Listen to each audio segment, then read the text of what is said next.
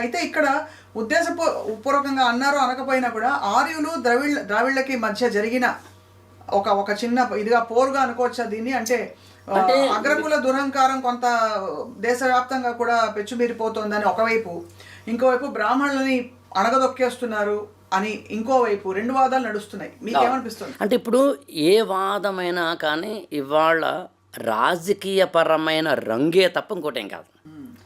మీరు ఏది చెప్పినా ఒప్పుకున్నా ఒప్పుకోకపోయినా మనం కెమెరా ముందో మైక్ ముందో చాలా జాగ్రత్తగా పొలైట్గా ఎందుకు వచ్చిన గొడవన ఎలా మాట్లాడినా 4 గోడల మధ్యలో ఎవరికి దగ్గర సెల్ ఫోన్ ఉందో జాగ్రత్తగా రికార్డ్ చేస్తారా అని జాగ్రత్తగా మాట్లాడినా మన గుండె గదిలో అందరికీ తెలుసు అది సనాతన ధర్మం అనే పదం వాడినా, ఆర్య ద్రావిడ అనే సమ్మిశ్రిత లేదా దాని విభేదం గురించి మాట్లాడినా, నార్త్ ఇండియా సౌత్ ఇండియా అనే డివిజన్ గురించి మాట్లాడినా, కులాల పరమైన దాని గురించి మాట్లాడినా ఖచ్చితంగా ఇవాళ రాజకీయపరమైన రంగే.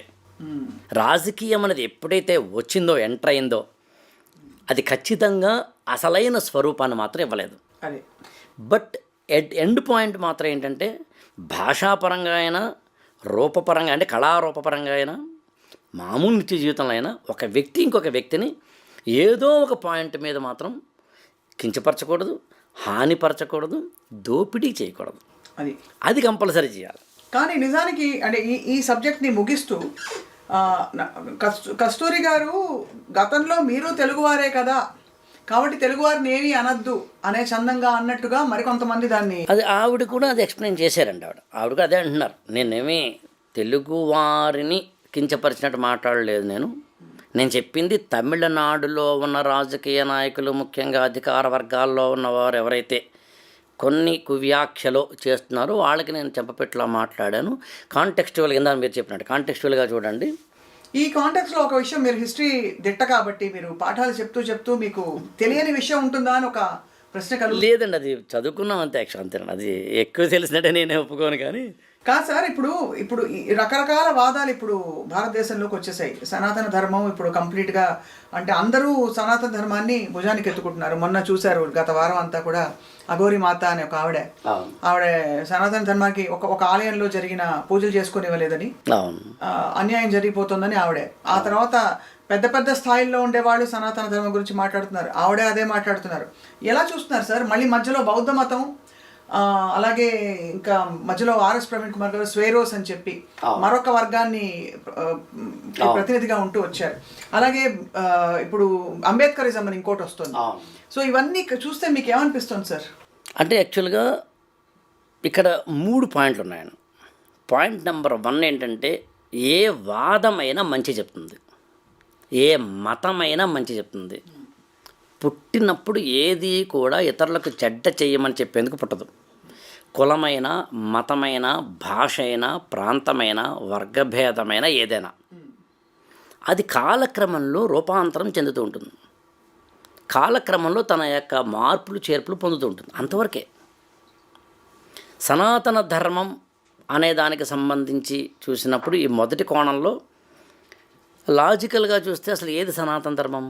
మీరు చెప్పండి సార్. ఏది సనాతన ధర్మం? మామూలుగా అయితే వేల సంవత్సరాలుగా తరం తరం నిరంతరం ఏ ధర్మాన్నైతే మనం తెచ్చుకుంటూ నిలుపుకున్నామో అది సనాతన ధర్మం. సనాతన అంటే యాన్షియంట్, ధర్మ అంటే సరే ధర్మ అనే దాని డెఫినేషన్ ఒకసారి చూద్దాం. టెక్నికల్గా చూస్తే, లెక్సికల్గా చూస్తే, పురాణాల పరంగా చూస్తే మనకి మీరు వినారు చిన్నప్పుడు సనత్ కుమారుడు అని, సనత్ జాతీయులు అని ఇలా కొన్ని పదాలు ఉంటాయి. ఆ సనత్ కుమారుడు అందించిన ఆ తరంలోంచి వచ్చిన సనాతనుడు అని ఒక ఋషి ఉన్నాడు. ఆ సనాతనుడు అనే ఋషి అందించిన ధర్మాన్ని సనాతన ధర్మం అని టెక్నికల్గా లెక్సికల్గా చెబుతుంది పురాణం. ఏం చెప్పుంటాడు ఆయన? ధర్మం చెప్పాడు. ఏం ధర్మం? ధర్మం అంటే ఏంటి అసలు? సింపుల్ చెప్పమంటారు. ధర్మం అంటే జీవన విధానం. నువ్వేం చేయాలో చేయడం, నువ్వు ఏం చెయ్యాలో అది చేయడానికి సంబంధించిన, ఎప్పుడూ కూడా మనం ఇవన్నీ అబ్స్ట్రాక్ట్గా అనిపిస్తాయి. ఏం చేయడం అంటే సింపుల్గా మాట్లాడదాం. చాలా చాలా చాలా చాలా ధర్మానికి సంబంధించి ఏమిటి అన్నప్పుడు ఏం చెప్పారంటే 3 ఒకే చోట కట్టి పడేస్తే దాని ధర్మం అన్నారు. ఉదాహరణకి మనసు, వాచ కర్మణ. ఇప్పుడు నేను మీతో మాట్లాడుతున్నాను, ఇది వాచ, మాట్లాడుతాను, ఐఎమ్ కమ్యూనికేటింగ్. కానీ కమ్యూనికేషన్లో నేను చెబుతున్న ప్రతిదీ ఆచరణలో ఉండకపోవచ్చు, అది కర్మ. ఈ రెండింటి నుంచి బిహైండ్ లోపల మనసులో వేరే ఉండి ఉండొచ్చు.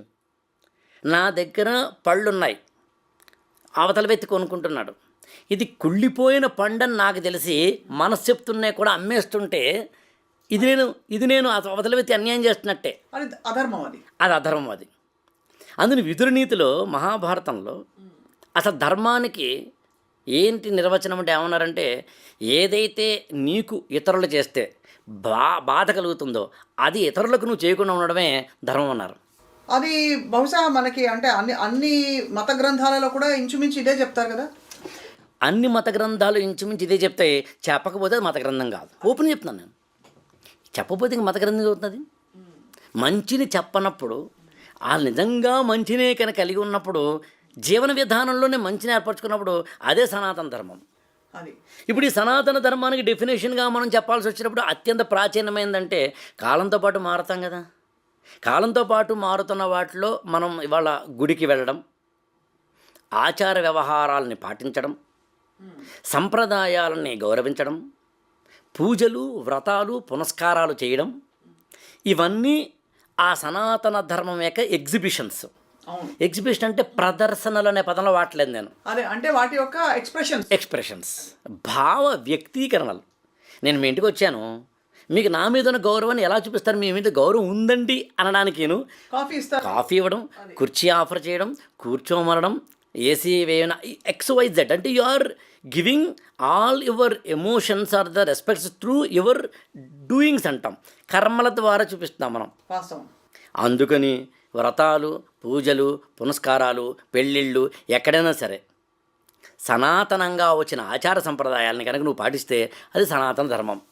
మరి మొన్న అఘోరి మాత ఇంత తీవ్ర రూపం, ఇప్పుడు ఆఫ్కోర్స్ కథ సుఖాంతమై వాడు మహారాష్ట్ర వెళ్ళిపోయారు, బట్ ఆత్మార్పణ చేసే అంతవరకు విషయం వెళ్ళిందంటే అది మరి ధర్మానికి విరుద్ధమని ధార్మిక పెద్దలే అన్నారు చాలామంది. అంటే స్వామీజీలు వాళ్ళు మాట్లాడినప్పుడు ధర్మం ఎప్పుడు నీ ఆత్మార్పణ చేసుకో, ప్రాణం తీసుకోమని చెప్పదని చెప్పి. మీ అభిప్రాయం ఏంటి రాఘవేంద్ర గారు? అంటే ఒకటే, ఎక్కడైనా కానీ నేను అసలు ఇక్కడ అఘోరి అనే ఆ పదం, అఘోరికి సంబంధించిన ఆ 1 వీక్ 10 డేస్ యొక్క ఏవైతే ప్రాచుర్యాలు ఉన్నాయో అసలు అది చాలా మన జీవితంలో ఇంకా చాలా ఇంపార్టెంట్ పాయింట్స్ ఉంటే వాటిని ముట్టుకోకుండా దీని మీద పడాల్సిన పరిస్థితి మనకు ఏర్పడింది అని బాధ తప్ప మరొకటి కాదండి. మరొకటి రాలేదు మీకు? ఏ విధమైన ఉద్వేగము, భావం రాలేదు? ఇలాగా